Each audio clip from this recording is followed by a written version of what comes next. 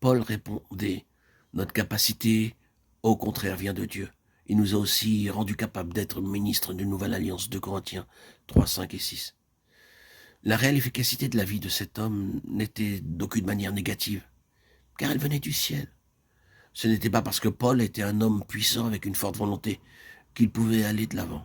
Non, il soumettait tout à une seule chose qu'il résumait par cette expression, par la puissance qui agit en nous, Éphésiens 3:20.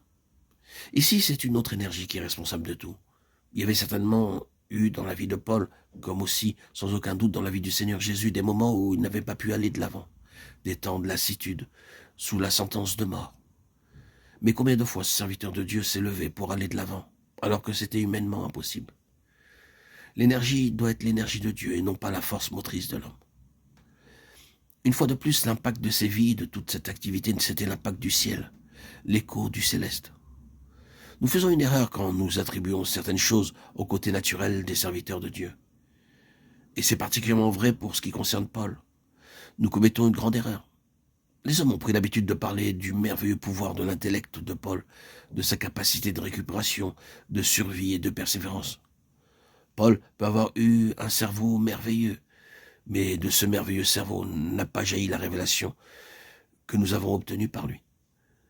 Le Seigneur a eu un bon canal et un vase utile, mais la connaissance, la révélation ne s'est trouvée en lui que quand le Seigneur l'a mis en lui. Cela signifie donc que tout procédé du ciel, tout ce dessein, sa réalisation, son impact, son efficacité, ont pour origine cette ressource incorruptible, ce plus d'énergie qui se déverse.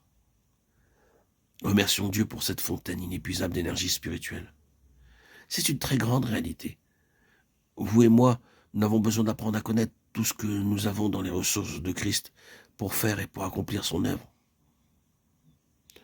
Maintenant, nous devons parvenir à ce point très important, puisque tout vient de Dieu et que tout est de Dieu. L'œuvre et les travaux, le plan et la méthode, l'énergie et l'accomplissement.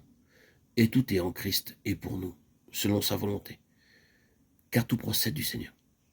Ne faisons pas cette erreur fatale de penser qu'il faut attendre jusqu'à ce que le Seigneur nous fasse bouger, que nous devons rester assis dans notre fauteuil. Si vous aimez mieux littéralement ou par métaphore et attendre jusqu'à ce que l'Esprit nous remue d'en haut, ce que je vois du Seigneur Jésus, c'est que le Saint-Esprit le sollicitait pour beaucoup de choses très pratiques ici-bas sur cette terre, en relation avec les besoins des autres. Sa vie était une vie immensément pratique. Il était vivant à l'égard des besoins, et il était vivant pour y répondre par le Saint-Esprit, agissant en lui.